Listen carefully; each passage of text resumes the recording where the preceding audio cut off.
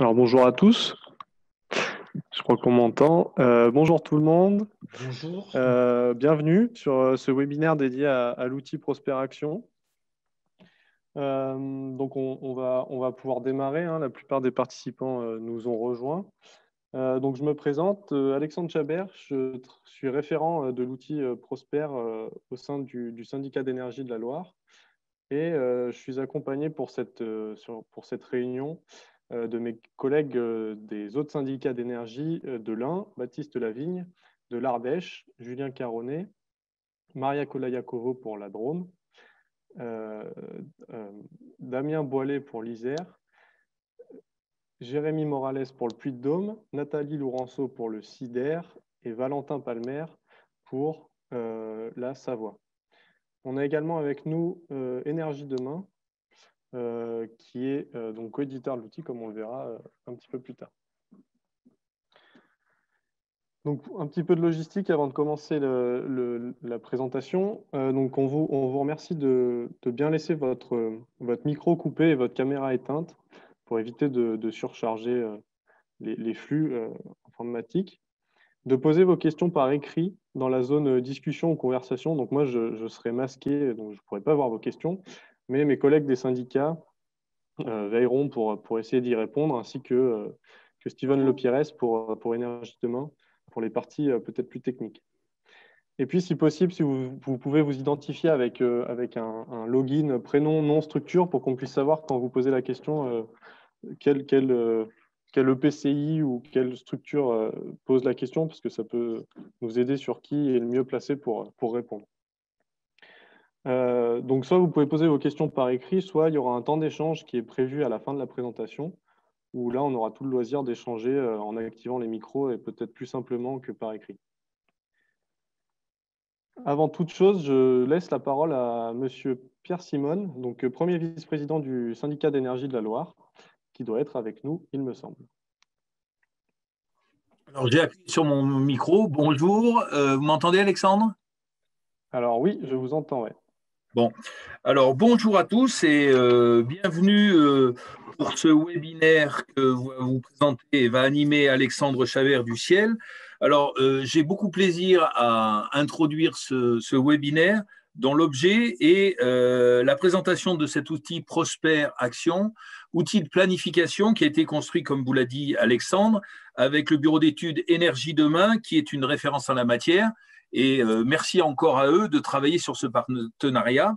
Alors, planifier pour le Ciel, le syndicat d'énergie de la Loire, mais aussi pour la communauté de communes à laquelle j'appartiens, et puis, j'allais dire, même à l'échelle du petit village dont je suis maire, petit village de 700 habitants, il est essentiel de planifier, non seulement parce que c'est une obligation réglementaire, notamment dans le cadre des plans climat, air, énergie territoriaux, mais aussi parce que c'est nécessaire. En gros, depuis les accords de Paris où l'ensemble, un grand nombre plutôt, même si les États-Unis reviennent, un grand nombre de pays se sont mobilisés pour essayer d'éviter une augmentation de la température moyenne de 2 degrés, c'est pas gagné, mais il faut vraiment axer toutes nos actions là-dessus. Sinon, on arrive à ce qu'on constate aujourd'hui, le dérèglement climatique, mais pour l'instant, on n'en aperçoit qu'un petit peu.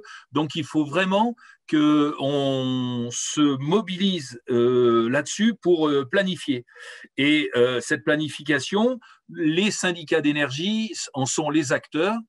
Nous, le Ciel, bien évidemment, depuis longtemps, on s'y est engagé, mais cet outil, on le met à disposition gratuitement de tous les EPCI pour pouvoir construire ensemble des actions concrètes, mesurables, et c'est notamment l'intérêt de cet outil, c'est de pouvoir mesurer et de visualiser et de pouvoir permettre à tout le monde de voir un petit peu la démarche dans laquelle nous nous engageons tous. Je laisse maintenant la parole à Alexandre pour l'animation et je vais répondre à la consigne. Je vais cacher ma caméra. Bon webinaire à tous. Parfait, merci beaucoup pour cette introduction. Donc, je vous propose qu'on attaque la présentation. Donc, en ce qui concerne l'ordre du jour de la matinée qu'on va passer ensemble, la fin de matinée, donc il y aura 3 temps. Dans un premier temps, une présentation avec un support PowerPoint. On va partir assez général, de façon assez générale et puis aller plus dans le technique à la fin. Donc, on verra d'où est partie la naissance de l'outil, comment il fonctionne, et puis notre travail dont on vous a peut-être parlé dans le mail d'invitation, notre travail de déclinaison des objectifs énergétiques du SRADET, donc en clôture du diaporama. Ensuite, on fera une petite démonstration d'utilisation en direct sur l'outil. Donc tout ça, ça devrait nous prendre environ 1h10 entre le diaporama et puis la démonstration. Et puis, donc, on avait mis jusqu'à 11h30, donc il nous restera 20 bonnes minutes d'échange et de questions, sachant que pour la plupart des collègues des syndicats et moi-même, s'il y a besoin de déborder après 11h30, ce sera aussi possible s'il y a plus de questions sur ce qu'on vous a présenté. Donc, je vais commencer du coup avec donc l'introduction, les fondements de l'outil. Donc, si je repars vraiment à la source, c'est en 2013, le Ciel lance une étude prospective des énergies dans la Loire. Donc, cette étude, elle a pour objectif de dresser un état des lieux des différentes filières d'énergie renouvelable dans le département et aussi en termes de consommation d'énergie et de mobilité électrique. Donc, dresser un état des lieux et identifier les enjeux principaux relatifs à toutes ces filières. C'est une prestation qui, à l'époque, est réalisée par le Bureau d'études Énergie Demain, justement. Donc, c'est comme ça qu'ils sont arrivés dans le circuit. Et je laisse la parole plutôt à Steven Lepierres pour qu'il nous présente en une diapo le Bureau d'études Énergie Demain. Bonjour à tous. Est-ce qu'on m'entend, Alexandre? On t'entend, ouais, Steven, merci. Ok, super.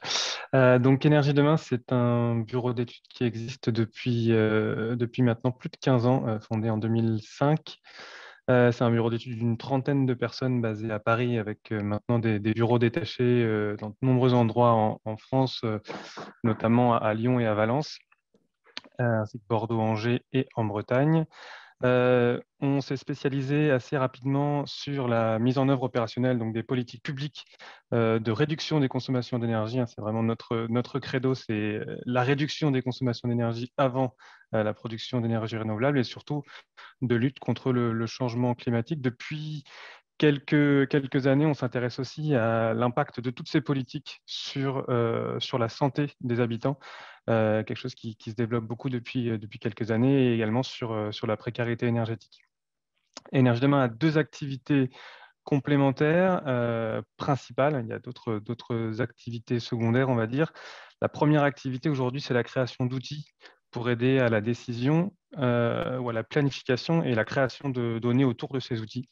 Donc celui dont on va parler aujourd'hui, Prosper Action, que vous allez découvrir, qui a un petit frère qui s'appelle Prosper Réseau, qui est plutôt utile aux syndicats d'énergie pour la planification des réseaux, mais les deux s'articulent ensemble.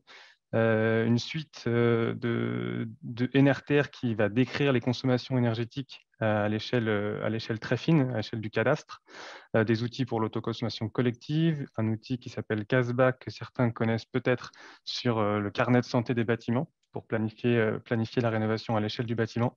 Et on a travaillé depuis plus de 10 ans sur les systèmes d'information des observatoires régionaux. Alors, on n'a pas accompagné celui d'Auvergne, de Rhône-Alpes, ni Auvergne-Rhône-Alpes, mais on a travaillé sur la Bretagne, la Bourgogne et également les Hauts-de-France. L'autre activité principale d'Énergie Demain, c'est l'accompagnement des collectivités. Donc peut-être que certaines d'entre vous ont déjà été accompagnées par Énergie Demain parce qu'on a beaucoup travaillé sur la région, notamment via les PCET, ensuite les PCAET et plus récemment les schémas directeurs des énergies plutôt sur les agglomérations, des études de planification énergétique sur les territoires qui sont concernés et ensuite des études thématiques plus spécifiques, par exemple sur la rénovation, notamment pour le montage de plateformes de rénovation énergétique, montage de sociétés de tiers-financement pour la rénovation énergétique, ainsi que des études sur la précarité énergétique. C'est nous qui fournissons les données à Enedis et pour l'Observatoire national de la précarité énergétique. Et comme je le disais précédemment, des études maintenant plus spécifiques sur les évaluations d'impact sur la santé.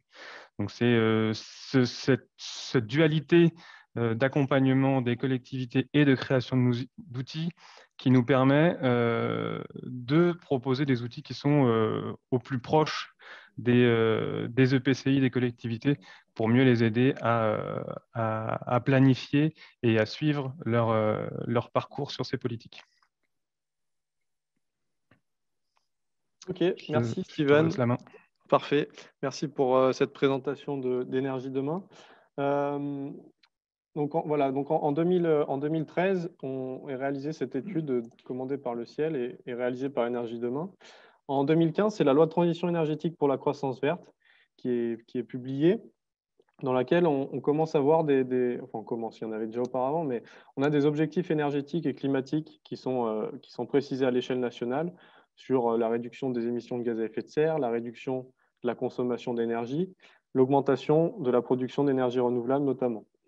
La loi de transition énergétique, c'est également des nouveaux outils de pilotage au niveau local avec les PCAET qui deviennent obligatoires pour les EPCI de plus de 20 000 habitants et avec l'objectif, à travers cette réglementation, de couvrir une grande partie du territoire.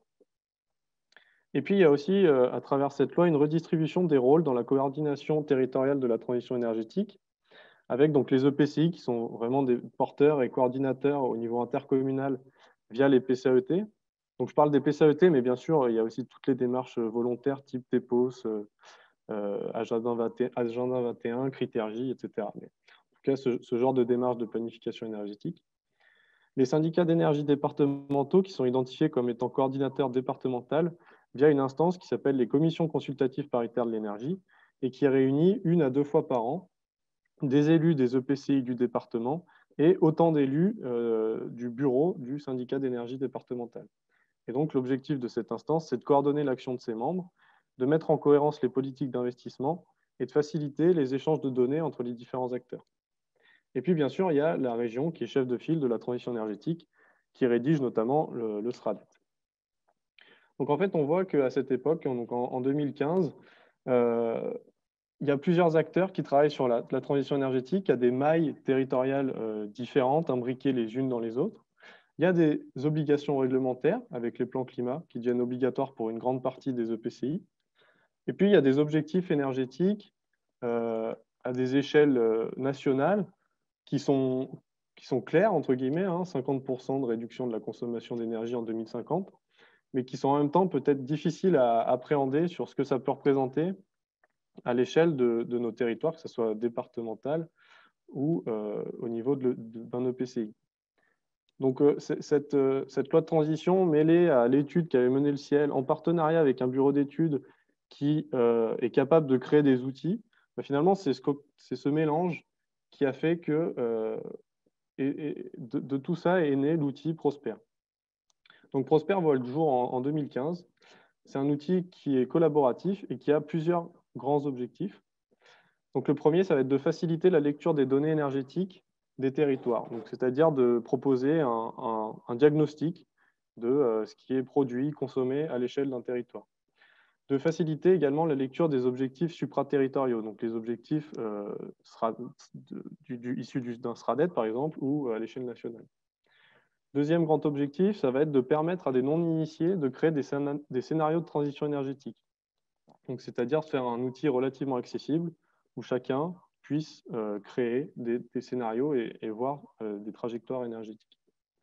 Le troisième objectif, c'est de faciliter la réponse aux obligations réglementaires, donc de permettre à chacun de poser son plan climat, par exemple.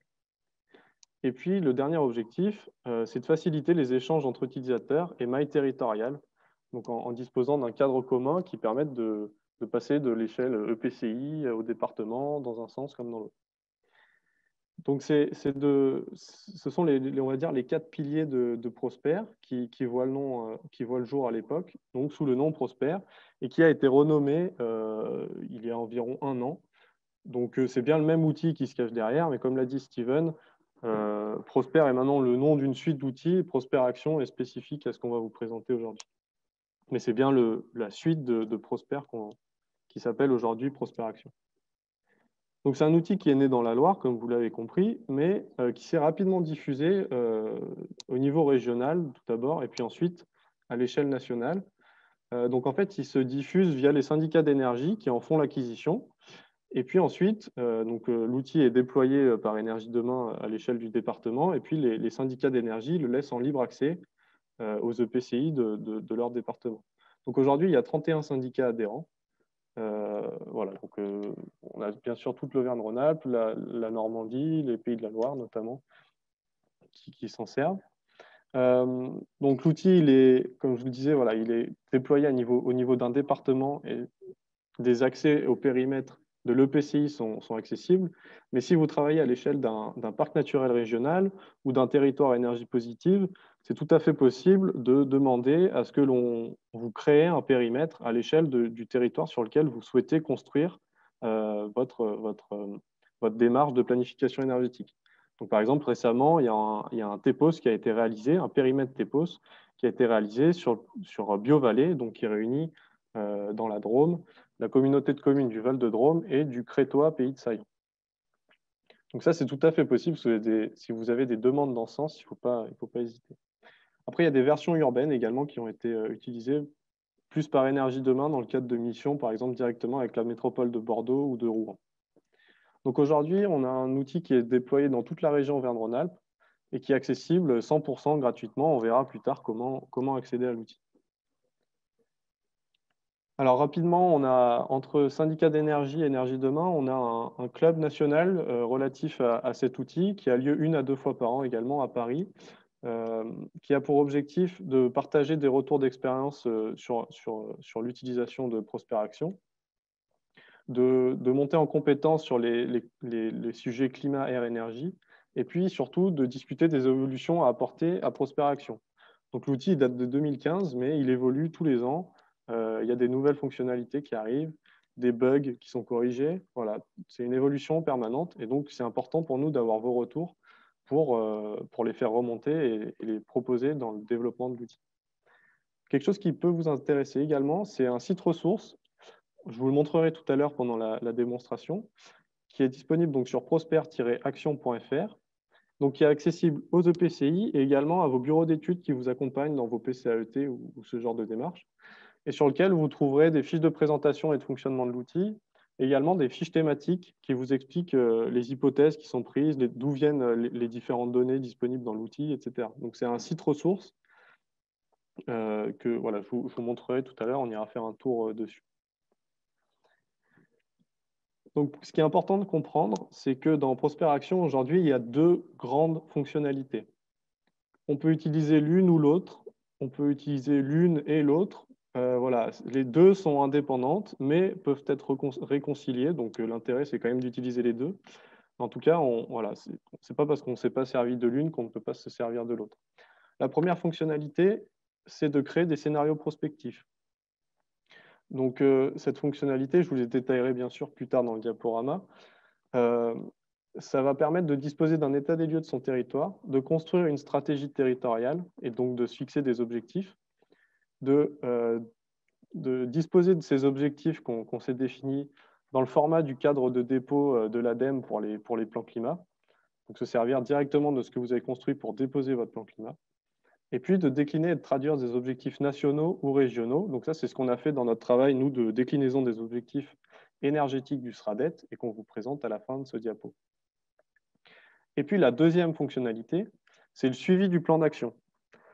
Donc dans cette fonctionnalité-là, vous allez pouvoir rédiger vos fiches actions, choisir des indicateurs de suivi pour chacune d'entre elles, et puis assurer le suivi. Ça vous fait une interface en ligne avec toutes les infos centralisées dans un même endroit. Donc voilà, il y a vraiment ces deux fonctionnalités qui existent, dont on peut se servir sur Prosper Action. Et donc en fait, on voit que ça répond à, si je reprends les étapes d'un PCAET d'après l'ADEME, on colle aux différentes étapes, à savoir que via le scénario prospectif, vous allez pouvoir avoir des données pour votre diagnostic territorial, et puis vous allez également pouvoir construire votre stratégie et définir vos objectifs. Donc ça, c'est la fonctionnalité scénario prospectif. Et puis, à travers la fonctionnalité suivi du plan d'action, là, vous allez pouvoir construire vos fiches actions, le suivre, et puis, du coup, évaluer votre plan climat, puisque vous aurez le suivi sur l'interface.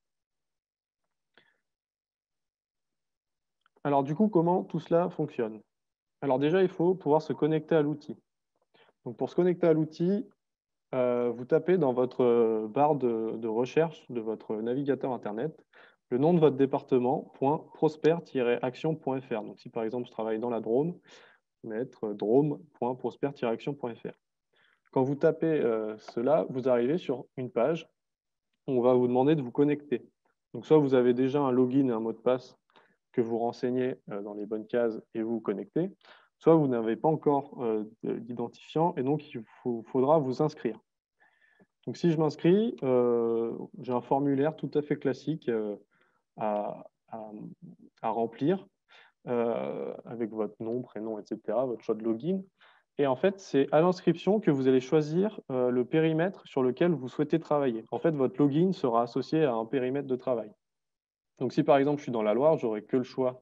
Si je suis sur loire.prosper-action.fr, je n'aurai que le choix dans ce premier menu déroulant de choisir le département de la Loire. Et si je déroule celui-ci, j'ai tous les EPCI qui vont apparaître et je choisirai l'EPCI sur lequel je souhaite travailler. Et du coup, ensuite, lorsque vous connecterez avec ce compte, vous arriverez directement sur l'interface de votre périmètre. Donc, en l'occurrence, l'interface ressemble à cela. Donc là, on est sur le périmètre de Roanne Agglomération.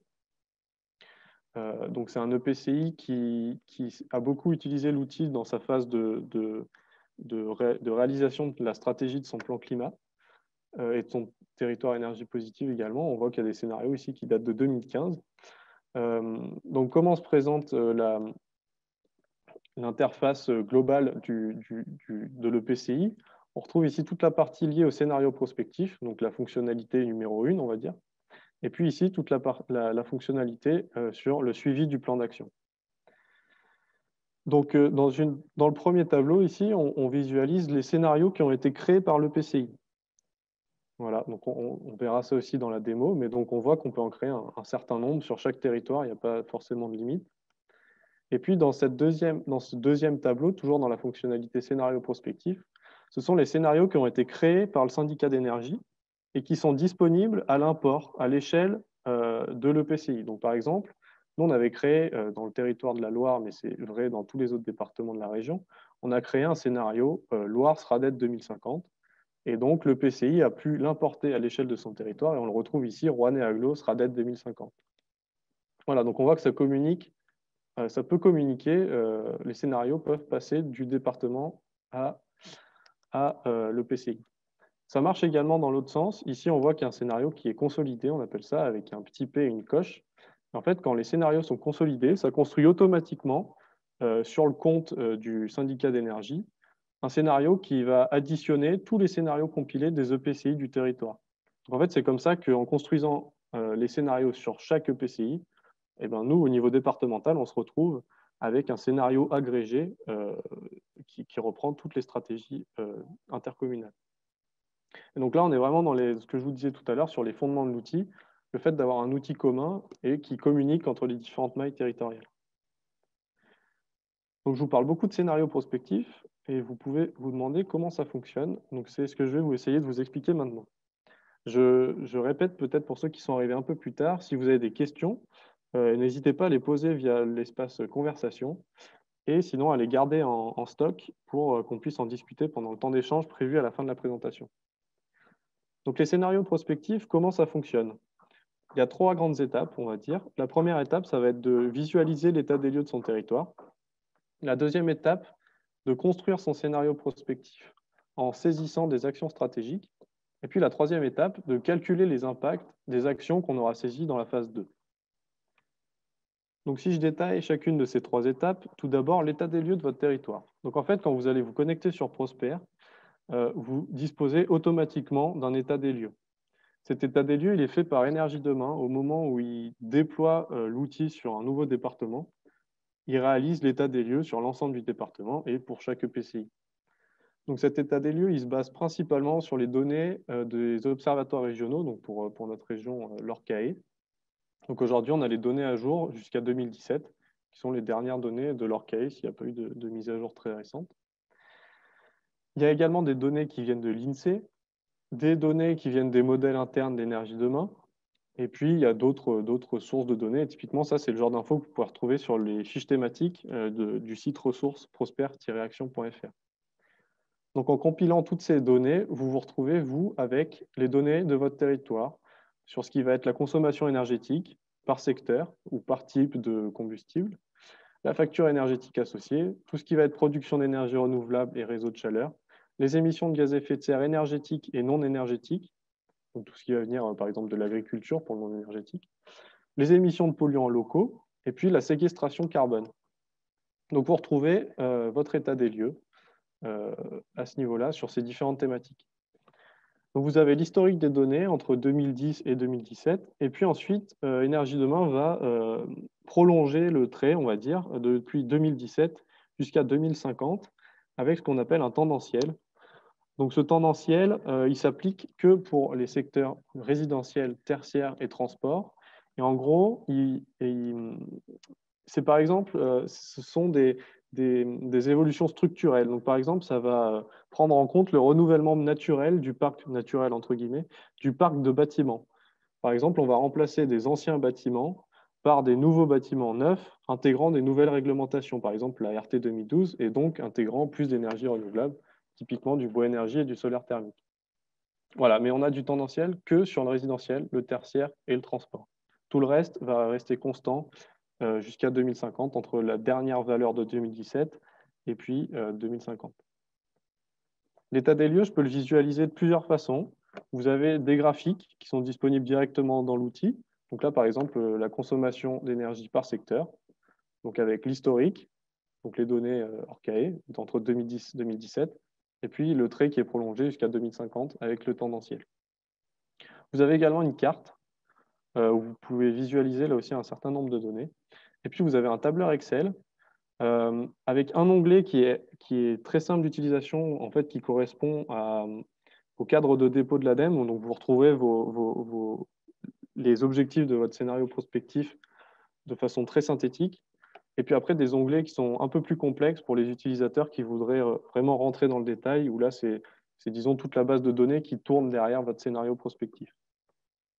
Mais voilà, encore une fois, on est libre d'aller fouiller là-dedans ou de rester à une utilisation plus standard avec les résultats qui nous sont proposés directement sur l'interface. Donc une fois qu'on a visualisé son état des lieux, on va pouvoir construire le scénario prospectif, donc qui correspond finalement à la stratégie du territoire.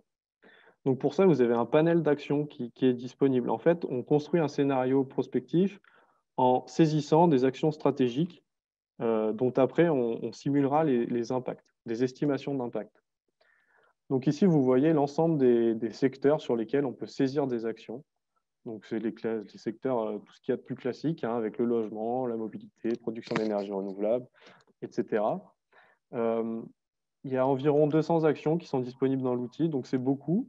C'est peu en même temps, dans le sens où, par exemple, ici, pour les logements, si je choisis de faire une action stratégique dans le secteur des logements et de faire de la rénovation thermique, ici, dans la rénovation thermique, j'ai 3 choix de niveau de rénovation thermique. Et ensuite, je peux choisir sur 3 typologies de logements. Donc, on voit que déjà, rien que dans cette branche, j'ai 9 actions, en fait. Donc, c'est pour ça que ça va assez vite. Après, libre à vous, quand vous construisez votre scénario prospectif, d'être synthétique dans le nombre d'actions que vous allez vouloir utiliser ou de vouloir rentrer finement dans le détail. Donc, vous pouvez rentrer toutes les actions que vous souhaitez dans un même scénario et puis enregistrer votre scénario, le reprendre ultérieurement, en créer de nouveaux. Voilà, il n'y a pas de limite. Donc, comment se passe la saisie d'une action? En fait, donc vous allez créer un nouveau scénario et choisir de saisir une action stratégique. Quand vous appuyez sur ce bouton-là, qu'on verra tout à l'heure dans la démo, vous choisissez ensuite le secteur dans lequel vous voulez travailler. Donc là, en l'occurrence, on a mis le secteur du logement. On veut simuler des rénovations thermiques BBC, donc bâtiment basse consommation, et sur la typologie de logement maison individuelle. Donc une fois que vous avez choisi ce que vous souhaitez simuler comme action, vous avez ici un petit encart qui vous décrit les principales hypothèses de l'action. Donc là, en l'occurrence, la rénovation thermique d'une maison individuelle au niveau BBC, c'est entre autres une diminution de 70% des besoins de chauffage. Donc voilà, on sait ce qui est simulé derrière l'action que l'on va saisir. Après, vous avez l'unité du stock ici. Le stock, qu'est-ce que c'est? C'est ce chiffre qu'on retrouve là. Et en fait, pour cette action, c'est le nombre de maisons individuelles existantes. Donc ça, c'est très précieux comme information. En gros, on estime que sur le territoire, donc là, on est sur Loire-Forêt Agglomération, on a environ 34 675 maisons. Et en fait, derrière ce chiffre, il y a une notion de potentiel, parce que vous n'allez pas pouvoir choisir de rénover plus de maisons qu'il n'en existe sur votre territoire. Donc en fait, vous avez voilà, une notion de potentiel, donc vous pourrez après vous situer. Est-ce que je rénove la moitié de mes maisons? Est-ce que j'essaie d'en rénover 80%? Qu'est-ce que ça donne en termes d'impact? Ensuite, vous avez l'unité de l'action qui vous est précisée. Donc ici, ça va être le nombre de maisons individuelles rénovées. Donc quand je vais saisir ici que je veux rénover 753 maisons en 2016, je parle dans le passé, hein, là, mais ce chiffre-là correspond à un nombre de maisons. Donc on voit qu'on est dans une unité assez simple. Là, tout le monde peut s'approprier le fait voilà, qu'on rénove une maison. On n'est pas dans des gigawattheures ou dans des pourcentages complexes. Et puis ensuite, la clé de répartition des valeurs. Donc ça, c'est en fait quand on va saisir l'action au niveau de l'EPCI, elle va se répartir sur toutes les communes qui composent l'EPCI au prorata de la clé de répartition des valeurs. Donc en l'occurrence, au prorata du nombre de maisons de chaque commune. En fait, si j'en rénove 100 à l'échelle de l'EPCI, si Montbrison a 50% des maisons, bah, j'aurai 50 rénovations de maisons sur ma commune de Montbrison, dans le scénario prospectif que je souhaite simuler, bien sûr. Donc, une fois que j'ai saisi tout un panel d'actions, je me retrouve avec un scénario, finalement, qui est construit en saisissant ces actions stratégiques. Donc ici, on voit, donc c'est la synthèse des actions saisies. On voit qu'on a souhaité travailler sur les logements, la rénovation thermique BBC, et qu'on souhaite simuler la rénovation de 905 logements HLM à horizon 2030, et ça représente 33% du stock, donc de l'existant de logements HLM. Donc une fois qu'on a saisi toutes ces actions, on souhaite voir les impacts que ce qu'on vient de construire pourrait avoir. Donc pour ça, on a un petit bouton calculer en haut là, sur lequel, quand on clique, on va venir voilà, calculer tous les impacts des actions que l'on vient de saisir. Donc vous allez trouver les impacts sur la consommation d'énergie, sur la production d'énergie renouvelable. Donc on est parti de notre état des lieux en 2015, on a saisi des actions à partir de 2016, donc on voit qu'à partir de 2016, je réduis ma consommation d'énergie ou j'augmente ma production d'énergie renouvelable. Là, par exemple, on voit qu'il y a beaucoup de violet dans ce scénario-là. Donc, a priori, on a misé beaucoup sur le photovoltaïque, par exemple. Ensuite, j'ai également les impacts sur les émissions de gaz à effet de serre, donc les réductions d'émissions de gaz à effet de serre, et puis des impacts économiques et sociaux avec des notions d'investissement, du scénario qu'on vient de créer, de coûts d'exploitation, d'impact sur la facture énergétique, et puis également de création d'emplois. Voilà, donc je peux retrouver toutes ces informations. J'ai saisi mon scénario prospectif qui est composé d'actions stratégiques. J'appuie sur calculer et j'obtiens directement tous ces résultats. Ces résultats ils sont disponibles sous format cartographique. Et puis, comme je vous le disais tout à l'heure, vous avez également un onglet qui s'appelle onglet PCAET dans un fichier Excel que vous pouvez télécharger directement sur l'outil. Et en fait, ce fichier Excel, il reprend tous les chiffres de votre scénario et il vous les présente au format qui est conforme au cadre de dépôt de l'ADEME. C'est-à-dire que du coup, le scénario que vous venez de construire, s'il vous convient, et ben vous pouvez réutiliser directement les résultats pour déposer votre plan climat sur la plateforme. Donc là, je vous ai mis que la consommation énergétique et les émissions de gaz à effet de serre, mais on a les bons tableaux également pour l'autonomie énergétique, la production d'énergie renouvelable, la séquestration carbone, etc. Donc voilà, ça c'était l'utilisation normale, on va dire. On construit un scénario, on simule les impacts et on récupère les résultats qui font office d'objectifs. Depuis peu, on a testé, on va dire, une nouvelle sorte d'utilisation parce qu'on avait, on avait des EPCI qui avaient bien sûr construit leur stratégie plan climat ou de démarche de planification énergétique sans utiliser Prosper. Et nous, ça nous intéressait quand même de récupérer leur stratégie pour avoir le scénario agrégé au niveau départemental dont je vous parlais tout à l'heure. Donc, ce qu'on sait faire aujourd'hui de façon semi-automatique, c'est-à-dire que vous aurez besoin de nous si vous le souhaitez de faire, Énergie Demain travaille justement dans le cadre des développements de cette année pour le rendre automatique, donc pour que vous puissiez, vous, utilisateurs EPCI, le faire de façon autonome. En gros, ce que l'on fait, c'est qu'on récupère un cadre de dépôt qui a déjà été rempli, donc qui, par exemple, pour un plan climat qui a déjà été posé sur la plateforme de l'ADEME, Et à partir de ce cadre de dépôt, on reconstruit un scénario Prosper, donc composé d'actions stratégiques, de façon à ce que notre scénario il colle aux objectifs que vous avez fixés dans votre cadre de dépôt.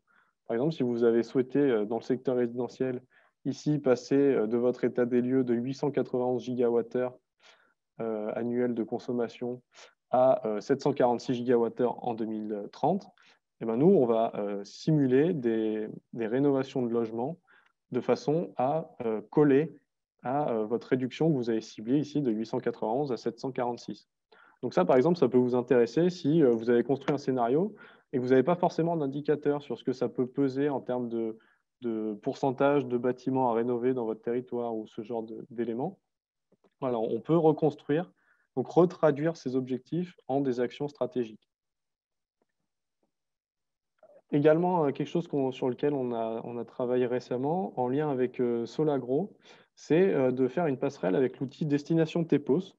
Donc, je ne sais pas si tout le monde le connaît, c'est un outil qui a été pas mal utilisé dans notre région pour la réalisation des plans climat notamment, qui est développé par Negawatt et qui en fait, c'est vraiment dans la même idée de fonctionnement que Prosper Action finalement, dans le sens où vous avez un plateau. Sur ce plateau, en fait, vous avez des cases qui représentent votre diagnostic territorial et vous allez jouer des cartes que vous allez venir placer sur ces cases. En fait, ces cartes, finalement, elles correspondent, ces cartes que vous jouez dans Destination TEPOS, ça correspond aux actions stratégiques qu'on a dans Prosper. Donc, ce qu'on a fait, c'est d'identifier chaque carte à une action stratégique. Et de cette façon, à partir d'un atelier Destination TEPOS, qui généralement se fait, il y a une étape copile, avec les élus qui construisent leur stratégie de cette façon. Aujourd'hui, on peut récupérer les résultats du copil et les digérer dans Prosper. Voilà, ça, c'est quelque chose qu'on peut aussi réaliser.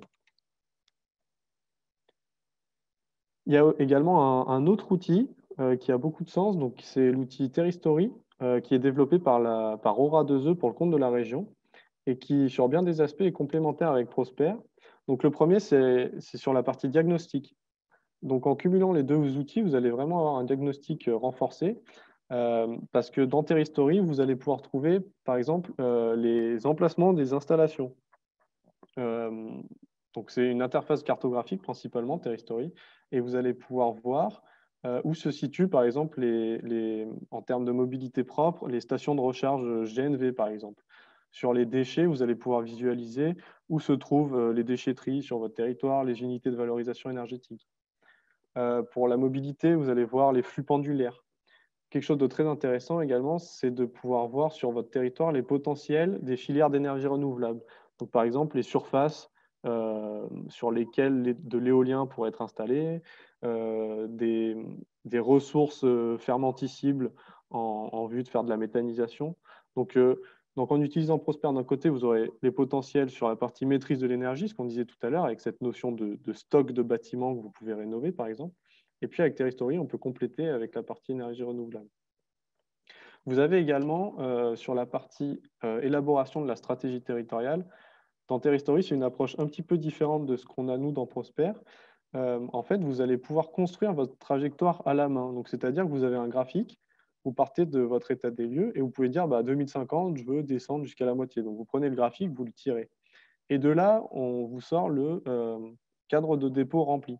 Et du coup, on peut très bien imaginer vouloir construire sa stratégie à la main, sortir le cadre de dépôt correspondant et retraduire son cadre de dépôt en un scénario Prosper avec des actions peut-être plus précises sur combien de logements, encore une fois, ça représente à rénover.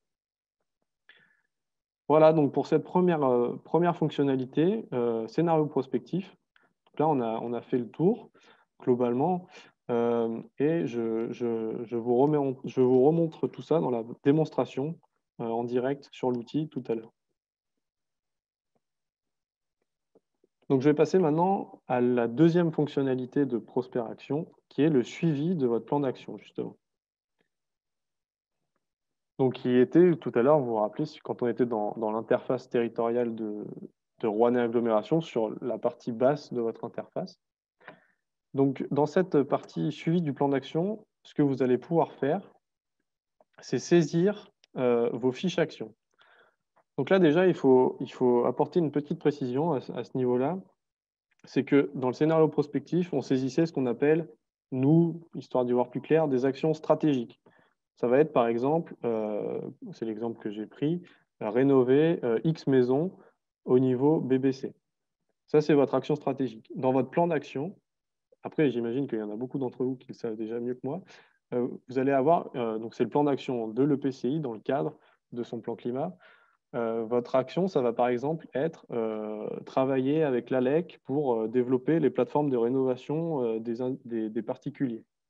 Donc, ce ne sont pas les mêmes actions. Disons que les unes travaillent pour les autres, mais on ne parle pas de la même chose complètement. Donc ici, c'est bien votre plan d'action dont il est question dans cette fonctionnalité suivie du plan d'action. Donc ici, en fait, dans cette fonctionnalité, on vous propose une trame de fiche action tout à fait classique, hein, entre guillemets, avec les différents champs habituels. Vous allez pouvoir mettre le titre de votre action, les secteurs concernés, la description de l'action. Après, vous avez des choses sur qui est partenaire de l'action, qui est porteur, les coûts d'investissement, les frais de fonctionnement, etc. Donc, vous allez pouvoir construire vos fiches actions directement sur l'outil. Et une fois que vous les avez toutes validées, et bien, vous vous retrouvez avec votre portefeuille d'actions, donc qui compose votre plan d'action. Une fois que vous avez toutes vos actions, vous allez pouvoir choisir des indicateurs de suivi pour chacune d'entre elles. Donc, un ou plusieurs indicateurs par action. Donc, par exemple, si je prends l'action 2.3.5, qui est développer l'usage de la visio et audioconférence avec une échéance en 2026, les indicateurs de suivi qu'a choisi la communauté de communes, c'est de suivre les salles équipées en visioconférence et puis les montants économisés en frais de déplacement. Ça, ce sont les deux indicateurs de suivi. Et ensuite, ici, je vais pouvoir choisir des objectifs annuels et saisir ce qui a été réalisé également de façon annuelle. Et donc, j'ai mon pourcentage d'avancement ici qui va avancer au fur et à mesure. Donc, c'est de cette façon qu'on vous propose un outil de suivi, en fait, tout prêt, en libre accès, avec ces fonctionnalités-là aujourd'hui, mais qui, comme je vous le disais, voilà, l'outil évolue de façon permanente, donc on verra ce qui peut être fait également par la suite. Donc, si je récapitule un petit peu sur cette partie Prosper Action et ses différentes fonctionnalités, vous avez, si vous êtes en cours de démarche de PCAET ou de TPOS, par exemple, si vous avez fait votre diagnostic, si vous n'avez pas fait votre diagnostic, voilà, il faut savoir que vous pouvez en faire une bonne partie avec Prosper et puis le compléter avec Terristory également. Si vous avez fait votre diagnostic, est-ce que vous avez fait votre stratégie? Là, on vient de voir que vous pouvez faire votre stratégie en construisant un scénario prospectif et en simulant les impacts des actions saisies. Et puis ensuite, est-ce que si vous avez fait votre stratégie, est-ce que vous avez déjà un outil de suivi du plan d'action? Et ben, sinon, voilà, encore une fois, vous avez dans l'outil qui est accessible dans toute la région l'interface qui est disponible, qui est en libre accès. Alors, avant de passer à notre travail de déclinaison des objectifs du SRADET, je voulais juste revenir sur ces deux points, sur les mythes et réalités un petit peu sur Prosper Action. Donc, on a peut-être parfois pu entendre que Prosper, c'est un outil qui permettait de suivre l'évolution en temps réel des consommations dans un territoire. Alors non, ce n'est pas tout à fait ça. C'est un outil, comme je viens de vous le montrer, qui permet de construire un scénario prospectif, un ou plusieurs scénarios prospectifs, et de simuler les estimations des impacts de ce scénario. Et puis pour la fonctionnalité suivie du plan d'action, bah, ça permet de suivre un plan d'action opérationnel, mais pas de suivre des consommations en temps réel. Et puis, Prosper Action demande du temps, il faut rentrer des données régulièrement dans l'outil. Donc pour ce qui est de la fonctionnalité scénario prospectif, pas spécialement. Une fois que le scénario il est construit, que vous avez validé votre trajectoire territoriale, il n'y a rien de plus à faire dans l'outil, à part si vous souhaitez le consulter ou le modifier.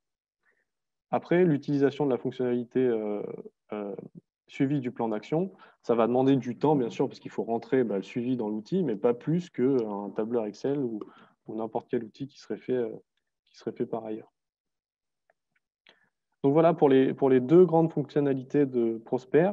J'espère que ça a été assez précis. Je vais donc attaquer maintenant sur notre travail de déclinaison et traduction des objectifs énergie du SRADET. Il est 10h47, je suis peut-être un peu en retard, mais ça devrait aller.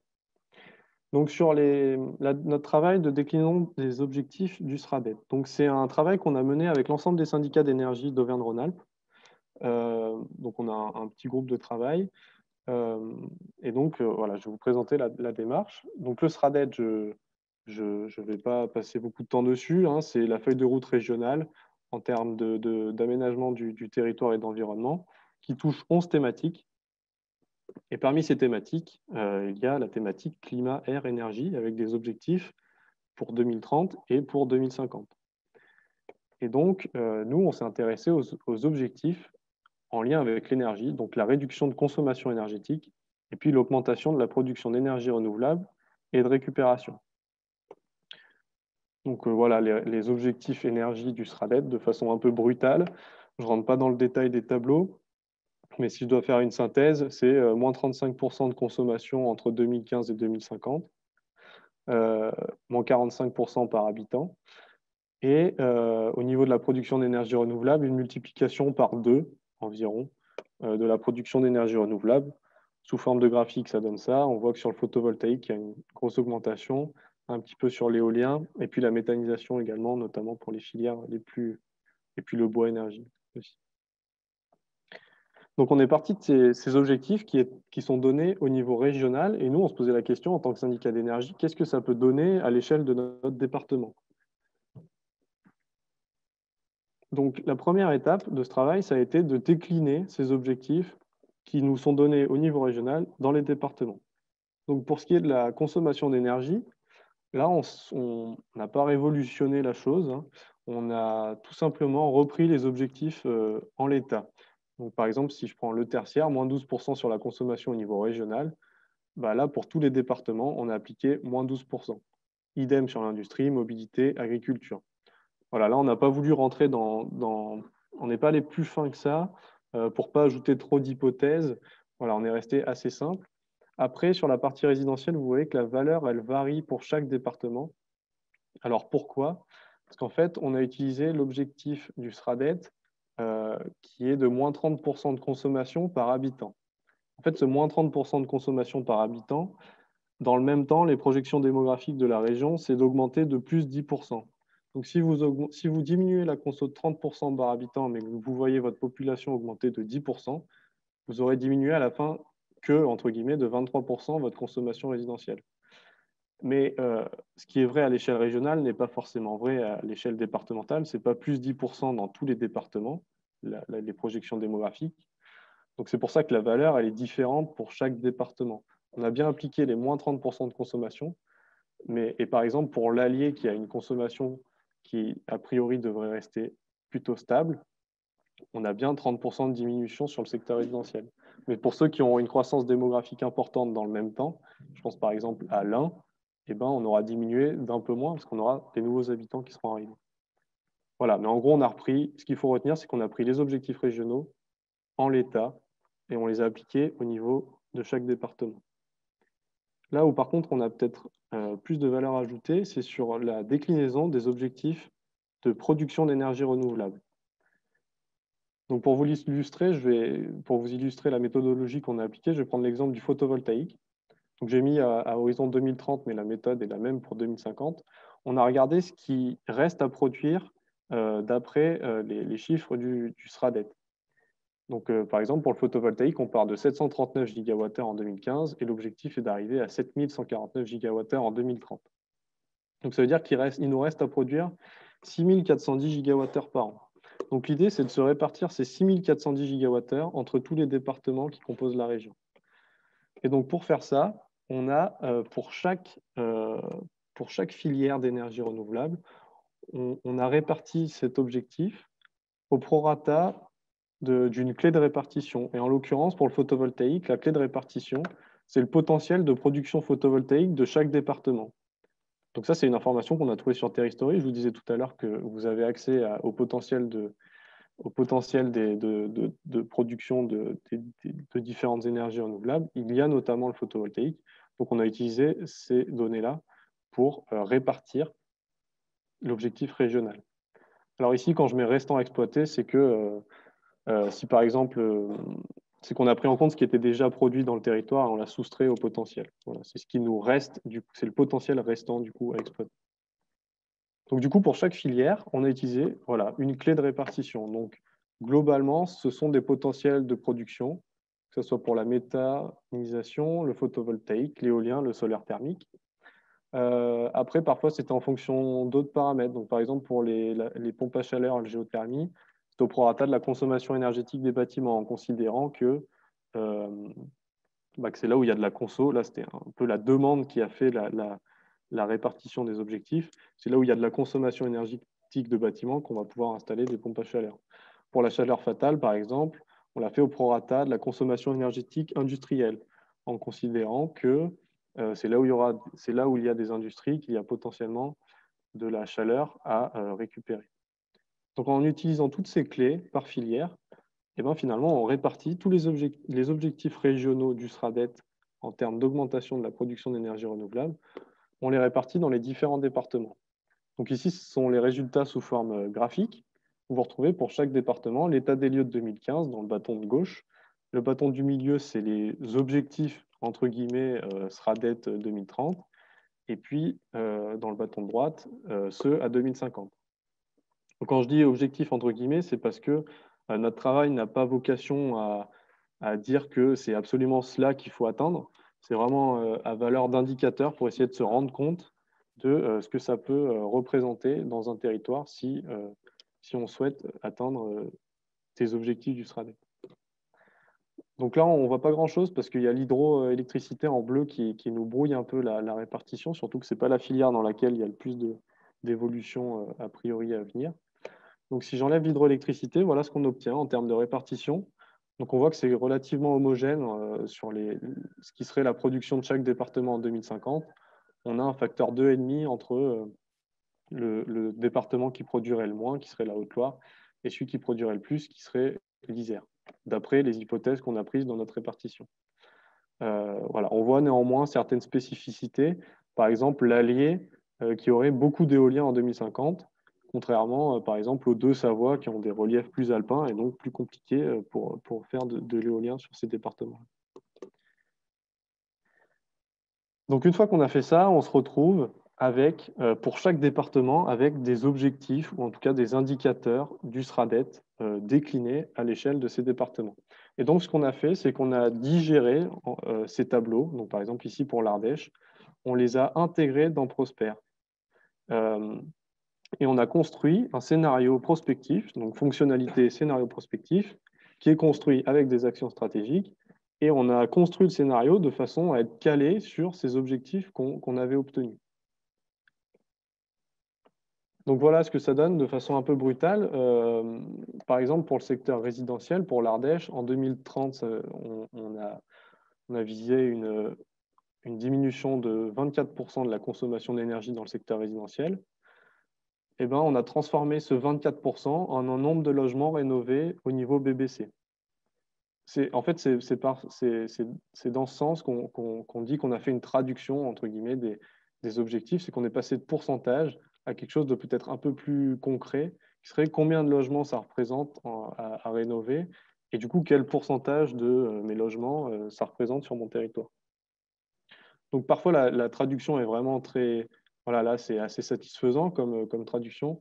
C'est parfois un peu plus compliqué sur l'industrie, par exemple l'agriculture, la mobilité, où là, on est passé d'un pourcentage à des gigawattheures de réduction de consommation. Donc c'est peut-être un peu moins parlant. Après, pour ce qui est de la production d'énergie renouvelable, là, c'est pareil. On est passé de gigawattheures d'éoliens à produire en un nombre d'éoliennes. Donc pareil, c'est un peu plus lisible. À un nombre de méthaniseurs, par exemple. Voilà, c'est dans ce sens qu'on dit qu'on a fait une déclinaison et une traduction des objectifs énergétiques du SRADET. Donc, on en arrive aux EPCI de la façon suivante. En fait, comme je vous le disais, on a construit à l'échelle de chaque département un scénario calé sur les indicateurs du SRADET que l'on avait obtenus.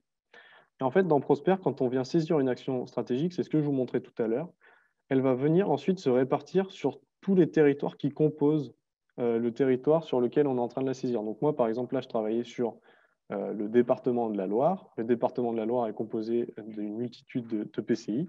Donc quand je saisis 4000 rénovations de logements dans le département, ça vient se répartir sur l'ensemble des EPCI de mon département. Et en fait, c'est de cette façon que l'on arrive à construire des scénarios type SRADET qui sont disponibles dans tous les EPCI de la région. Donc si je récapitule, on avait les objectifs régionaux énergétiques, on les a déclinés par département, on a construit dans chaque département, dans Prosper, un scénario qui colle aux objectifs que l'on a déclinés. Et en construisant ce scénario, il s'est réparti automatiquement dans chaque EPCI. Donc en fait, en faisant l'intérêt de travailler de cette façon, donc déjà tous ensemble avec tous les syndicats d'énergie de la région, donc d'adopter une méthodologie commune, c'est que, vu qu'on a tous appliqué la même méthode, si on agrégeait tous les scénarios EPCI, on retomberait bien sur les objectifs régionaux. Donc au moins, on est sûr d'avoir quelque chose d'assez cohérent, quoi. Alors on retombe sur les objectifs régionaux, encore une fois, seulement sur la partie maîtrise de l'énergie, donc réduction de la consommation, et puis sur la partie production d'énergie renouvelable. Pour ce qui va être des réductions d'émissions de gaz à effet de serre, par exemple, là, on n'a pas vérifié qu'on était bon. Donc encore une fois, ça, c'est un... Donc, du coup, vous trouverez, si vous vous connectez à Prosper Action, vous trouverez un scénario accessible à l'échelle de votre EPCI, voilà, qui a vocation à être un indicateur, et rien de plus, à être un indicateur qui peut être pour les EPCI qui mènent une démarche de planification énergétique, PCAET, TEPOS ou autres, qui n'ont pas encore construit leur stratégie, ça peut peut-être leur donner un point de départ. Pour ceux qui ont déjà tout construit, ça peut donner des éléments de comparaison, mais sans rentrer dans oulala, là-dessus, je suis bien en dessous, je suis bien au-dessus, c'est la catastrophe. Non, pas du tout. Voilà, faut pas le voir comme ça. C'est vraiment nous, on avait besoin de se rendre compte de ce que pouvait donner le SRADET dans nos départements. Et en fait, au passage, le fait de le faire au niveau EPCI, c'est fait tout seul via l'outil qui, encore une fois, communique entre les différentes mailles territoriales. Voilà, j'en ai fini pour cette partie SRADET. J'en ai fini du coup également sur le support PowerPoint. Donc, ce que je vous propose, c'est qu'on passe sur l'outil, que je puisse vous illustrer tout cela en direct. Et puis après viendra le temps d'échange et de questions. Donc tout d'abord, je vais vous montrer un petit peu si j'essaye de me connecter. Alors est-ce que Patrick, on voit toujours mon écran? OK. Donc si je veux me connecter à Prosper Action, on va partir du début. Si je veux aller par exemple dans le département de l'Ardèche, je tape, comme je vous disais, ardèche.prosper-action.fr dans ma barre de recherche de mon navigateur. Et j'arrive, vous allez reconnaître au fur et à mesure les différentes captures d'écran que je vous ai présentées dans le diapo. Voilà, j'arrive sur cette page où je peux taper mon login et mon mot de passe. Et si je ne me suis pas inscrit, eh bien, je peux créer tout ça en choisissant du coup dans le territoire agrégateur l'Ardèche. Bon, alors là, je ne sais pas pourquoi. Forcément en direct, il fallait que ça ne fonctionne pas. Mais là, vous avez l'Ardèche normalement. Et puis là, tous les EPCI ardéchois qui vont apparaître. Et vous choisissez votre territoire. Lorsque vous connecterez, vous arriverez sur le bon périmètre. Donc ça, c'est la première possibilité pour rejoindre votre espace Prosper, on va dire. La deuxième possibilité, c'est de passer par le site ressources dont je vous parlais tout à l'heure. Donc prosper-action.fr. Donc sur ce site ressources, vous avez... donc déjà, il peut être intéressant d'aller le voir parce que vous aurez en gros un résumé d'un peu tout ce que je viens de vous présenter. Si par exemple, je vais voir dans Prospective, voilà, vous pourrez retrouver ce schéma et puis un petit peu les différentes étapes pour la fonctionnalité scénario prospectif. Si je retourne dans l'accueil donc de ce site ressources, j'ai ici la carte des départements dans lesquels est déployé l'outil. Donc si je clique sur l'Ardèche, voilà, je retombe sur la même page. Donc c'est un autre moyen d'atteindre d'atteindre l'outil.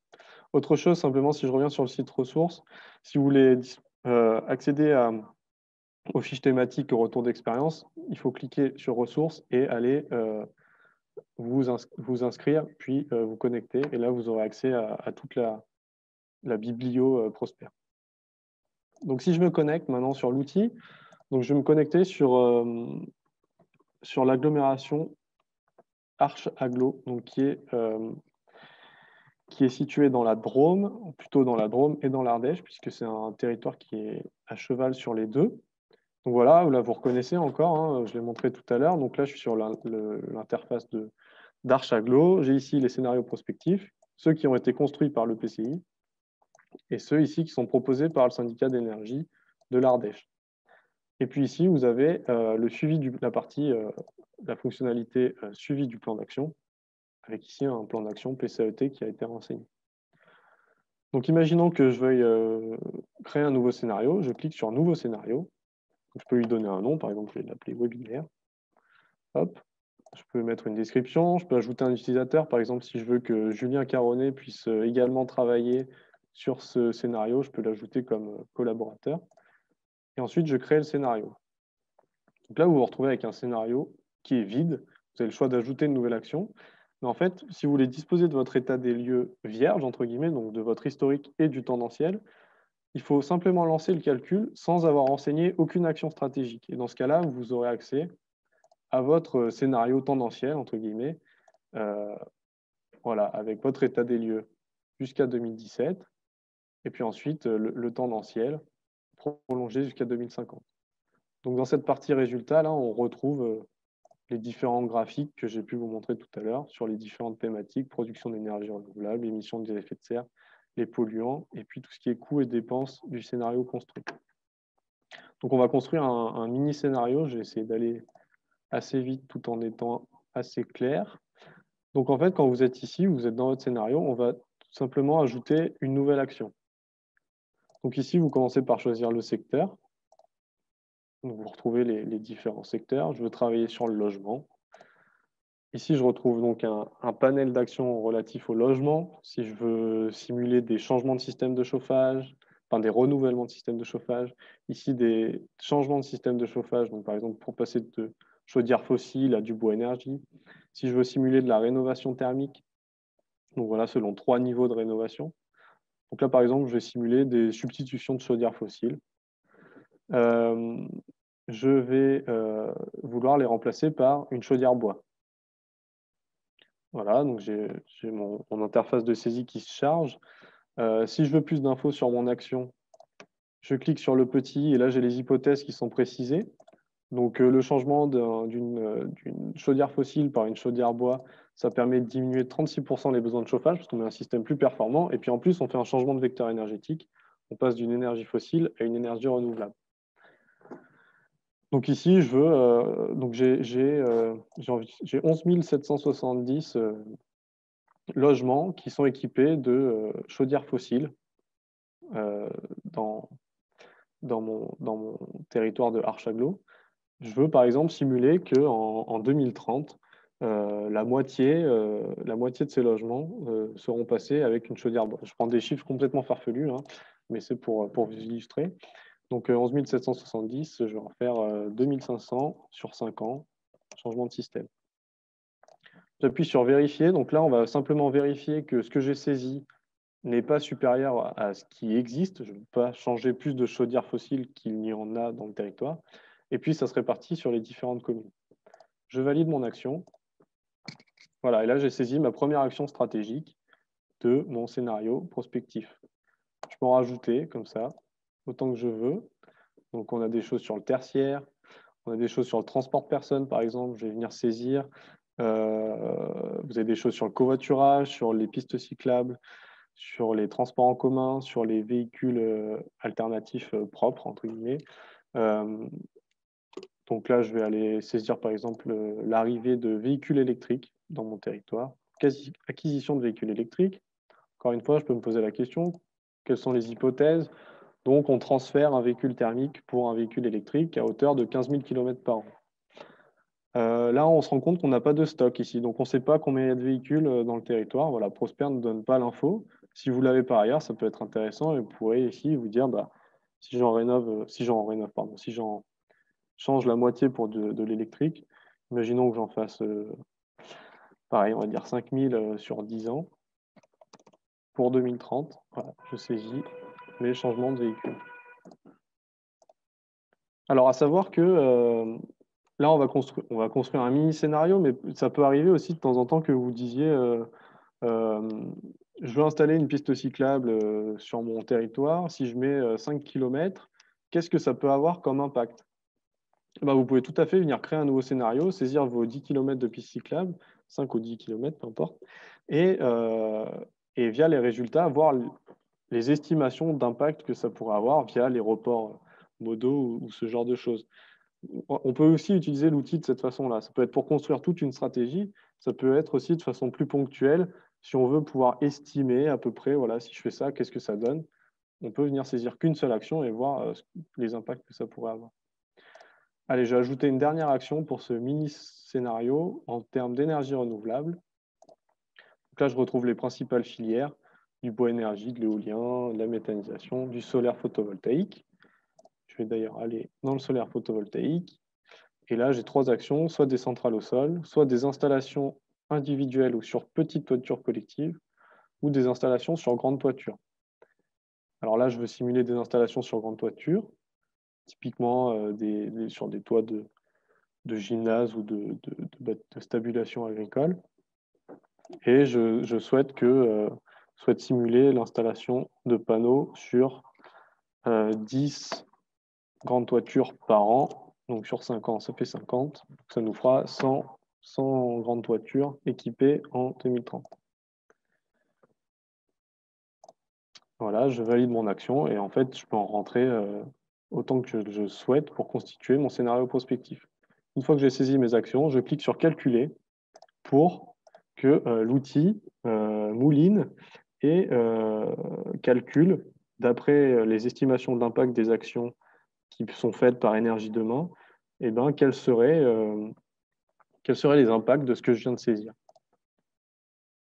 Et donc, si je vais dans consommation énergétique, voilà, on voit, alors on a saisi très peu d'actions, donc on n'a pas fait grand-chose entre la tendance et puis notre scénario. On voit que le blanc ici est très léger.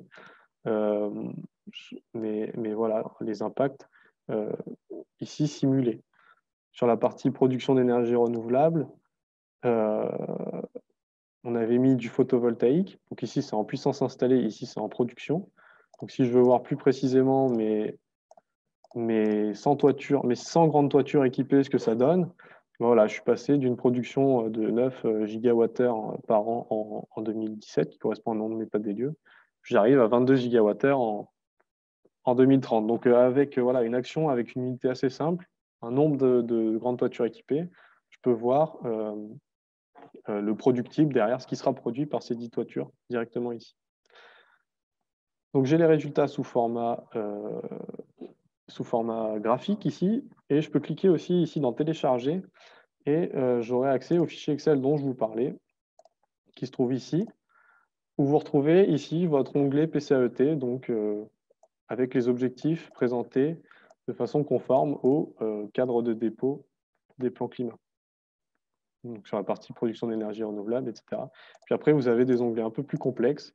C'est ce que je vous disais aussi tout à l'heure, où là, vous pouvez vous plonger dedans, ce sera un peu plus technique, mais en tout cas, vous avez toutes les données qui tournent derrière l'outil et les résultats qui vous sont présentés ici. Donc voilà pour la démo de la fonctionnalité scénario prospectif. Je vais aller rapidement pour vous présenter la fonctionnalité suivi du plan d'action, donc que l'on retrouve en bas de l'interface territoriale Prosper Action. Et je vais aller voir le suivi du plan d'action PCAET. Donc voilà, là on change vraiment de fonctionnalité. Encore une fois, on peut utiliser l'une ou l'autre, ou l'une et l'autre. Enfin, il y a ces deux choses indépendantes qui peuvent être reliées cependant. Donc ici, en fait, je retrouve toutes les fiches actions du plan d'action d'Archaclo. Donc il y en a un certain nombre. je peux choisir de rajouter une fiche action. Donc, je clique ici, ajouter une nouvelle action. Et ici, vous retrouvez la trame qui vous est proposée pour rédiger vos fiches actions. Donc, c'est ce que je vous disais, hein, c'est tout à fait classique, le titre de l'action, les différents secteurs concernés, le descriptif. Donc, si vous aimez bien décrire, il n'y a pas de problème, vous pouvez étendre le cadre. Donc voilà, ça vous laisse plus de flexibilité. Est-ce que l'action est en cours? Est-ce qu'elle est achevée? Les différents acteurs, la personne référente, le rôle de la collectivité, les partenaires. Donc là, vous pouvez ajouter autant de partenaires que vous le souhaitez. Et ça, c'est très important de bien remplir ces différents éléments. Je vous montrerai juste après pourquoi. Et de les écrire de façon propre. Par exemple, si vous mettez SDE 07, il faut toujours veiller à l'écrire de la même façon. Je vous montrerai juste après pourquoi. Ensuite, vous avez des éléments sur les moyens nécessaires en termes d'investissement, de frais de fonctionnement. Si vous avez des subventions en lien avec cette action-là, vous pouvez les rajouter ici. Voilà. Une fois que vous avez tout rempli, vous appuyez sur Valider. Donc, je ne vais pas le faire parce que je ne vais pas détériorer le travail qui a été fait ici, mais elle viendra s'ajouter à la suite des autres. Une fois que vous avez saisi votre action, vous allez pouvoir choisir des indicateurs de suivi. Donc, en cliquant sur ici, saisir des indicateurs. Donc, vous ajoutez un indicateur et il va venir s'ajouter ici. Donc là, par exemple, nombre de dossiers d'aide validés. On fixe des objectifs en 2020, en 2021, en 2022, donc sur la durée du plan climat. Et puis, de façon annuelle, on peut venir dire ce qui a été réalisé. Donc là, en l'occurrence, il semblerait que pour Archaglo, on avait 5 dossiers d'aide validés comme objectif. On en a bien fait 5 en 2020.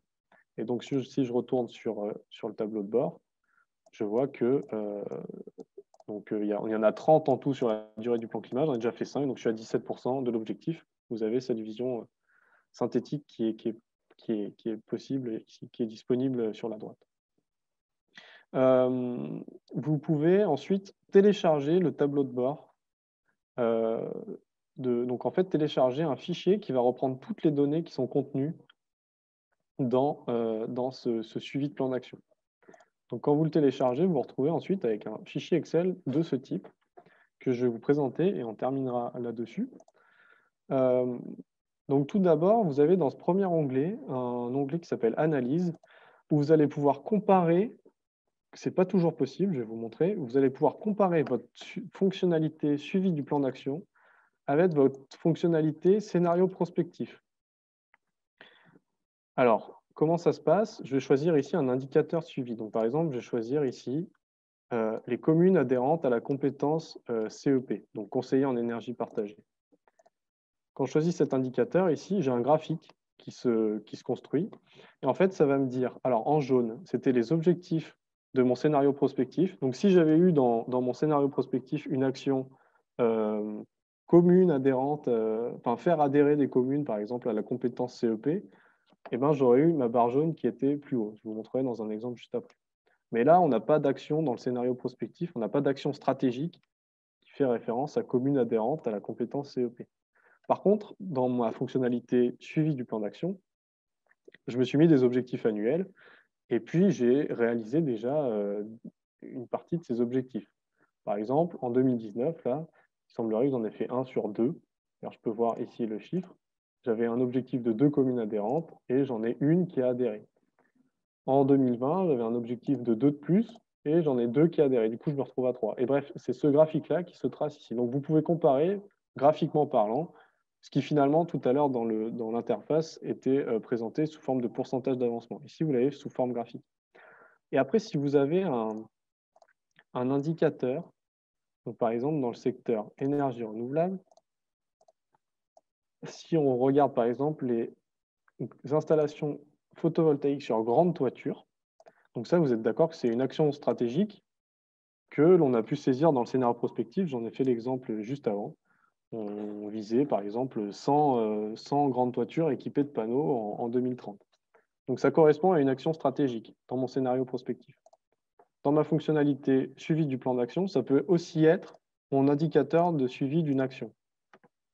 Par exemple, travailler avec mon syndicat d'énergie sur la compétence énergie renouvelable pour installer ces installations sur grande toiture, par exemple sur des gymnases. Et dans ce cas-là, on peut comparer ce que vous avez simulé dans votre scénario prospectif en jaune. Donc là où ça va être des chiffres toujours un peu plus impressionnants, parce qu'on réfléchit à une échelle macro, territoriale. Ce que vous vous êtes fixé comme objectif dans le cadre de l'animation de votre plan climat. Donc ici, ça va être la courbe en verte. Et puis en marron, ce qui a été réalisé. Donc par exemple, en 2020, j'ai 5 toitures qui ont été réalisées. L'objectif, c'était d'en faire 3. Donc j'ai rattrapé mon retard qui avait été pris sur 2019, mon retard entre guillemets. Et puis mon scénario, c'était dans mon scénario prospectif, j'avais simulé 9 grandes toitures équipées. Donc en fait, c'est dans ce cadre-là, on peut réconcilier la fonctionnalité scénario prospectif et suivi du plan d'action. Mais ce n'est pas toujours possible parce que vous n'aurez pas toujours un indicateur de suivi de votre plan d'action qui correspond à une action stratégique du scénario prospectif. Ensuite, vous avez un deuxième onglet qui en fait reprend, ce sont les chiffres qui tournent derrière votre graphique. Le troisième onglet va vous donner simplement sur les informations de votre plan d'action, donc son nom, son descriptif. Troisième onglet, c'est le scénario prospectif auquel vous souhaitez vous comparer. Donc là, c'était le scénario PCAET. Et là, un onglet très intéressant, c'est l'onglet Action. Donc l'onglet Action, en fait, c'est pour ça que tout à l'heure, je vous disais que c'était important de bien remplir vos fiches Action parce que vous retrouvez toutes les informations dans ce fichier Excel. Donc comme ça fait peut-être un peu peur, mais en fait, ça permet de récupérer des informations assez facilement. Par exemple, si je veux voir quelles actions se reportent à l'axe 1, se loger et travailler dans des bâtiments sains, je filtre, et là, je retrouve toutes mes actions relatives à cet axe stratégique. Si je veux voir les actions de cet axe stratégique qui s'intéressent au secteur des énergies renouvelables, je viens filtrer sur les énergies renouvelables. Et là, je peux facilement récupérer des informations. Donc, ça peut être de ce type. Ça peut aussi être sur, par exemple, je veux alerter l'ALEC 07. Elle porte certaines actions. Je veux lui indiquer lesquelles. Voilà, je filtre sur porteur de l'action ALEC 07 et je retrouve très facilement les deux actions sur lesquelles les deux actions qu'elle porte. Après, vous avez vous avez tous vos coûts d'investissement ici qui sont renseignés, les frais de fonctionnement. Vous retrouvez toutes vos informations là-dedans. Vous avez pareil dans l'onglet subventions. Donc là, on n'a pas renseigné de subventions, mais si vous aviez saisi des subventions, vous auriez ici tout le récapitulatif des subventions que vous avez renseignées. Dans les partenaires, même logique. Si je veux par exemple informer l'ADEME des actions dont elle est partenaire, ben voilà, je filtre et je retrouve directement ces informations. Voilà, les 4 autres onglets, je ne les détaille pas forcément. Ça permet de faire tourner tout le reste.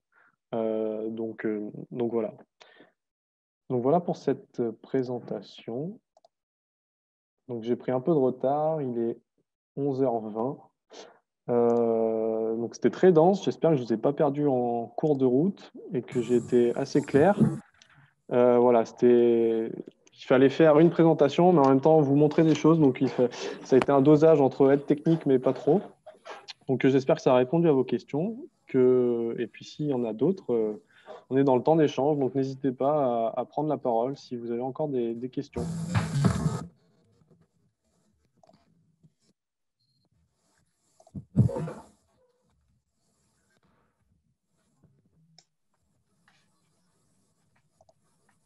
Bonjour Alexandre, merci pour la présentation. Et Steven aussi, c'était parfait.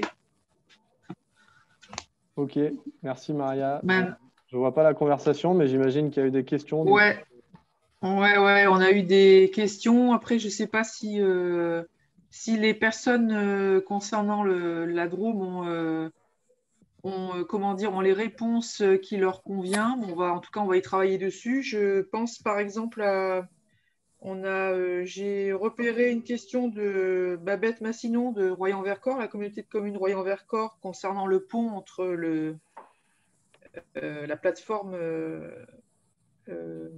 contrat de transition écologique et Prosper Action. Mais je crois que Steven a apporté la réponse là-dessus. Après, Babette, on en reparlera, il n'y a pas de souci hein, là-dessus. Il y a aussi les communautés de communes qui sont à cheval sur 2 régions. Par rapport au SRADET, quand on est sur 2 SRADET, je pensais aussi Sisteron-et-Buëch. Oui, alors c'est Andromardèche, non? Ou c'est ailleurs, Maria? C'est Auvergne-Rhône-Alpes et PACA, par exemple. Quand Ah il y a oui, deux donc ça c'est SRADET, carrément birégional. ouais, quand il y a 2 régions, voilà, comme ça, est-ce que... Ouais, alors birégional, c'est le cas un peu compliqué, on va dire, parce que nous, bien sûr, on a travaillé essentiellement sur le SRADET Auvergne-Rhône-Alpes. Donc, les objectifs du SRADET PACA, on ne pourra pas les donner. Après, le PCI aura accès à ces indicateurs SRADET pour sa partie côté Auvergne-Rhône-Alpes, quoi. Donc, ça sera incomplet. Là, c'est compliqué pour nous. Ouais. Et après, le parc aussi, avec Emmanuel Jean-Jean, le parc du Vercors, concernant les données, en fait, est-ce qu'on peut saisir nos propres données? Oui, c'est possible pour Alors,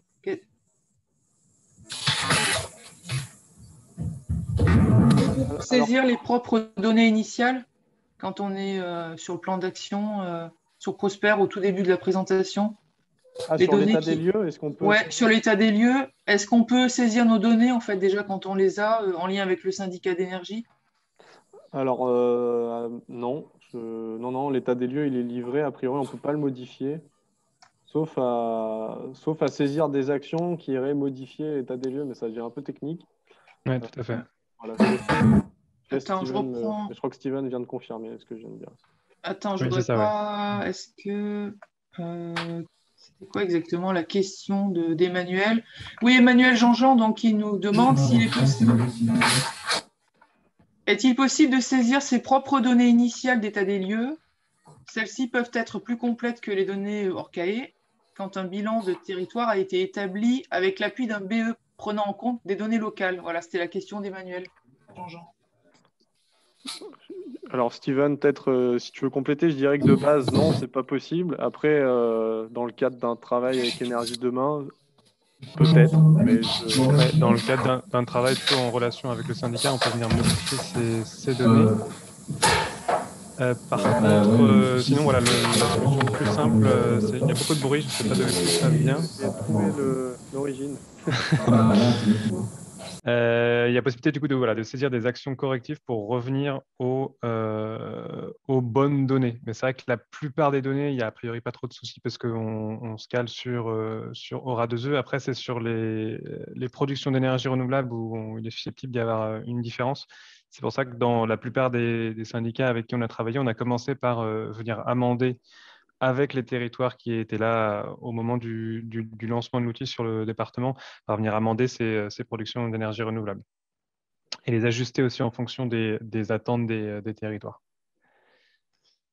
Il y a une question de Julie Rault pour le passage du cadre de dépôt de l'ADEME en action Prosper. Alors aujourd'hui, c'est encore une demande particulière qui nous est faite et on peut faire cette traduction. Alexandre en parlait tout à l'heure, on a des moyens de le faire. Et pour la prochaine version de Prosper, c'est une des grandes évolutions. Ce sera la possibilité de télécharger un fichier Excel dans lequel on rentre exactement le cadre de dépôt. On paramètre quelques différents éléments qui vous permettent un peu de caractériser le type de scénario que vous voulez. Ensuite, on enregistre et on pourra charger un scénario à partir de ça et du coup le retrouver directement sur Prosper. Après, si vous avez une demande, si vous souhaitez le faire assez rapidement, je pense qu'il ne faut pas hésiter à faire la demande à votre syndicat d'énergie. Et puis après, nous, on s'organisera pour essayer de vous le faire sans attendre la mise à jour de la nouvelle version de Prosper Action. Voilà, s'il y a une demande plus pressante, entre guillemets, Voilà. on peut essayer de s'organiser. Et j'en profite d'ailleurs, peut-être si ça vous a intéressé, là, la formation, s'il y a des fonctionnalités, que ce soit sur la partie scénario prospectif ou sur la partie suivi du plan d'action, si vous avez des besoins de formation, je sais qu'il y a des syndicats d'énergie là, qui sont avec nous ce matin, qui ont prévu d'organiser des sessions de formation. Après, je pense qu'il ne faut pas hésiter à le faire remonter à votre syndicat. Là, c'est pareil, si on voit qu'il y a plusieurs demandes, on pourra peut-être essayer de mutualiser les formations entre départements voilà, ce genre de choses. Donc, je pense qu'il faut, voilà, il faut rester en contact avec son syndicat pour s'il y a des besoins de formation sur l'outil.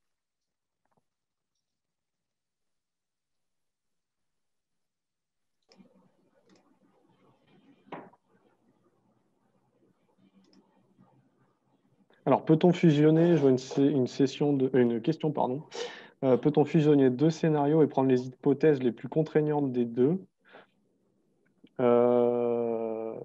Alors, on peut le faire pas directement. On peut créer deux scénarios, on peut les comparer. Il y a un tableau de comparaison, je ne vous l'ai pas montré, mais dans la partie résultats sous les graphiques, il y a un tableau où on peut comparer deux scénarios. Donc, vous pourriez voir ici ce qui est plus contraignant entre les deux.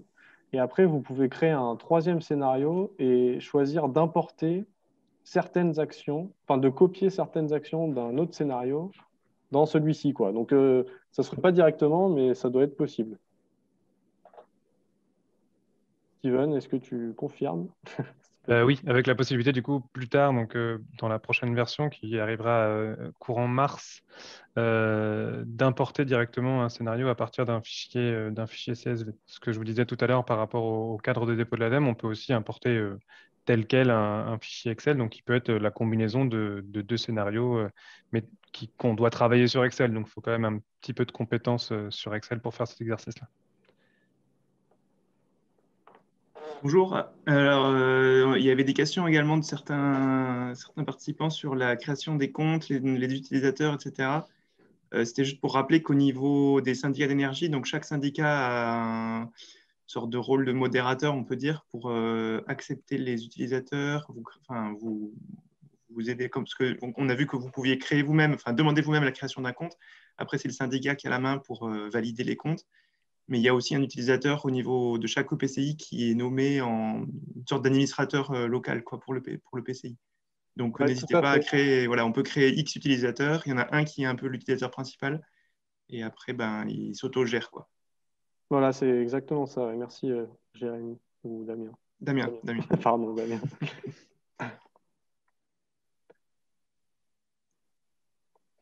Et c'est d'ailleurs l'utilisateur principal qui, par exemple, consolidera le scénario qui a été retenu pour le PCI et qui sera après visible par le syndicat d'énergie. Euh, voilà, donc c'est cet utilisateur-là qui fait ça et qui valide les inscriptions, les nouvelles inscriptions sur le périmètre de l'EPCI ou du territoire TEPOS. Voilà, je ne sais pas si on a raté des questions. Si vous manque des infos, n'hésitez pas à allumer le micro et à nous poser directement la question si on est passé à côté.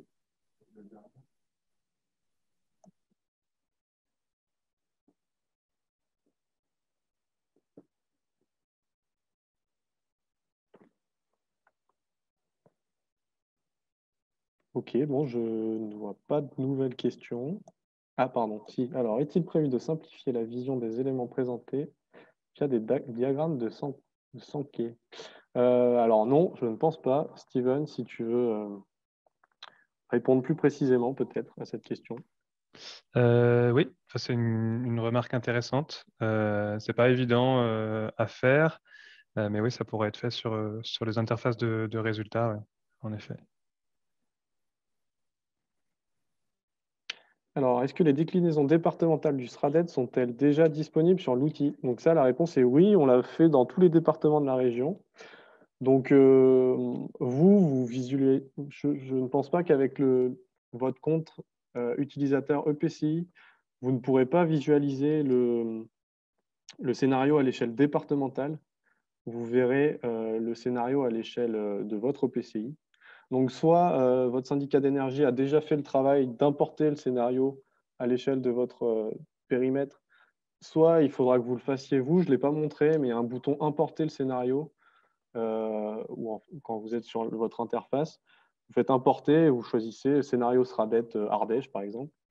Et ensuite, il viendra se mettre tout seul sur votre périmètre. Voilà, s'il y a des problèmes avec ça, n'hésitez pas à nous faire remonter. Donc, le scénario indicateur SRADET à l'échelle de votre EPCI, oui, il est disponible. Après, par contre, au niveau du département, vous ne pourrez pas le visualiser, en visualiser les résultats, mais je pense que le syndicat pourra tout à fait vous transmettre une synthèse ou un moyen de vous donner les infos.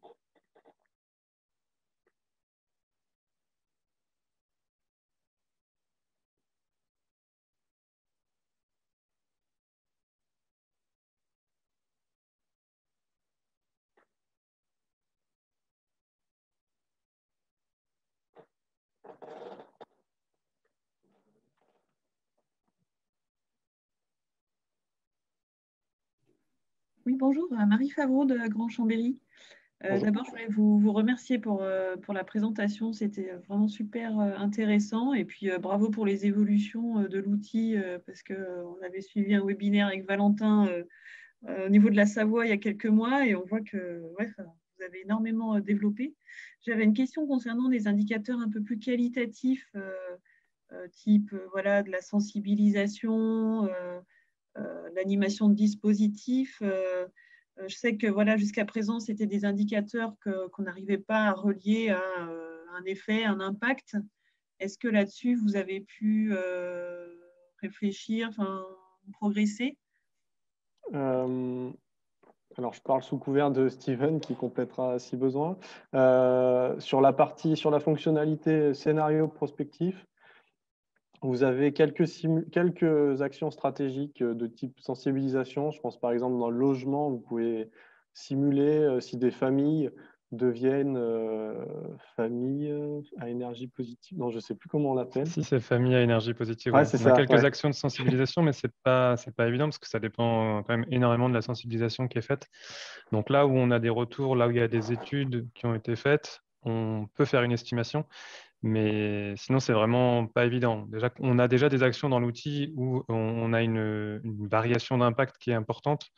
Pour l'instant, on se concentre plutôt sur les actions, voilà, où on sait à peu près ce qui va se passer derrière en termes d'impact sur les consommations, les émissions de gestes, les émissions de polluants. Et sur certaines, on a du coup aussi la traduction en emploi, traduction en coût d'investissement et en effet sur la facture. Mais surtout, ce qui est sensibilisation, c'est pas forcément, ouais, c'est pas évident. En tout cas, on peut les suivre dans le suivi du plan d'action. Ouais, c'est ça. Pour les simuler, ça va être compliqué dans la partie prospectif.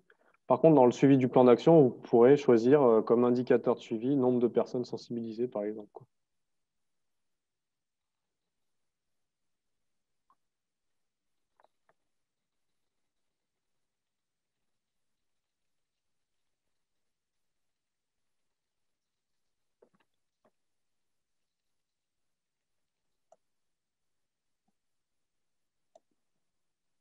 Très bien, je ne vois pas de nouvelles questions. S'il vous reste des...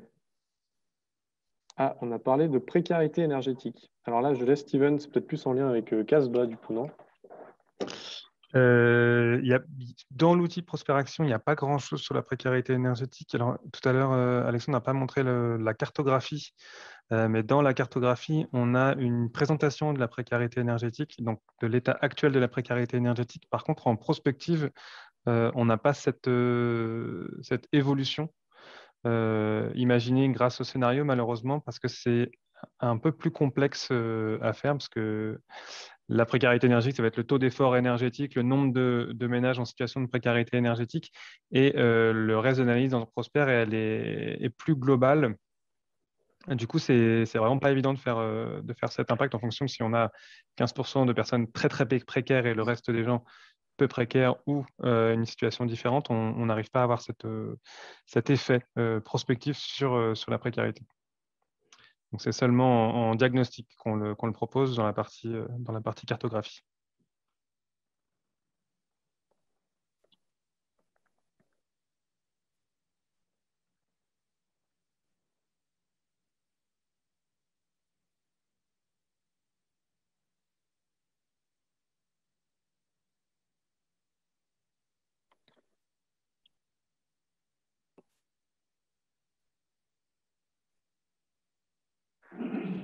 Ok, bon, bah, je pense qu'on a l'air d'avoir fini en ce qui concerne les questions. Donc, si vous avez des questions qui vous prennent, qui vous viennent après coup, voilà, n'hésitez pas à rentrer en contact avec votre syndicat d'énergie. On reste à votre disposition pour vous éclairer dans l'utilisation de l'outil, pour y accéder, etc. On vous fera suivre le support de diaporama et je pense qu'on l'a enregistré, le webinaire, donc on pourra aussi peut-être vous proposer de pouvoir le revisualiser. En tout cas, merci à tous d'avoir été avec nous ce matin. Et puis, il me reste à vous souhaiter un bon appétit et puis une bonne après-midi. Voilà, merci à tout le monde. Au revoir. Merci. Merci beaucoup.